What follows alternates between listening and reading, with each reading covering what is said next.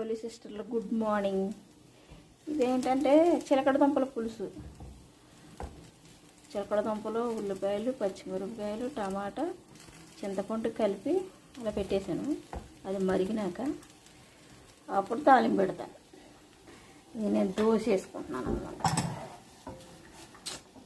ఆంధ్ర దోశ కాదు, ఇది కన్నడ దోశ, కర్ణాటక దోశ.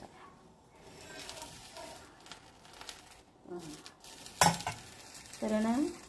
ఇంకా ఏంటంటే ఇంకా ఫిష్లో శనివారం ముద్దపప్పు, ఓకేనా? పల్లీల పచ్చడి, పెరుగు తోడు పెట్టుకుంటాను.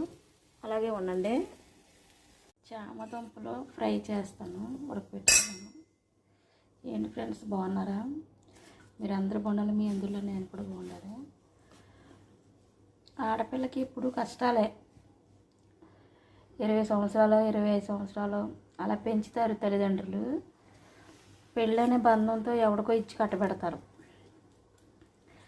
20 సంవత్సరాలు పెంచిన తల్లిదండ్రులకు భారం అయిపోతాం. పెళ్లి చేసిన పంపించేసి వాడు చచ్చినా బతికినా ఇంకా నీ ఇది అదే నీ ఇల్లు అంటారు.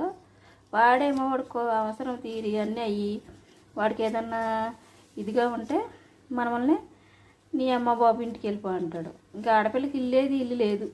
మొగుడు దగ్గర ఇల్లు లేదు, అత్తగారి దగ్గర అమ్మ వాళ్ళ ఇంటి కూడా లేదు ఇల్లు. ఏంటి ఫ్రెండ్స్, ఇంకెప్పుడు జీవితం, ఆడపిల్ల జీవితం ఇంతేనా? చాలా బాధ అనిపిస్తుంది.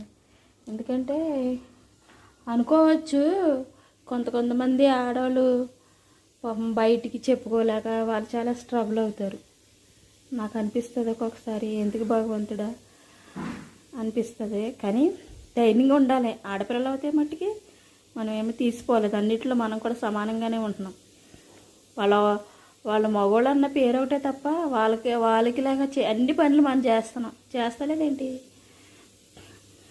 కానీ చూసాను ఒక సిస్టర్ని ఇన్స్టాగ్రామ్లో, పాపము చాలా బాధ అనిపించింది. అలాంటి కష్టం ఈ ఆడపిల్లకి రాకూడదు.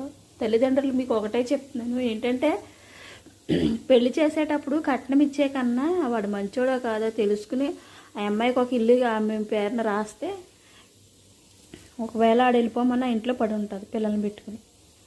ఆడపిల్ల బ్రతకటానికి ఏంటి కానీ ఎక్కడికైనా బ్రతకవచ్చు. మగోడే బతకలేడు.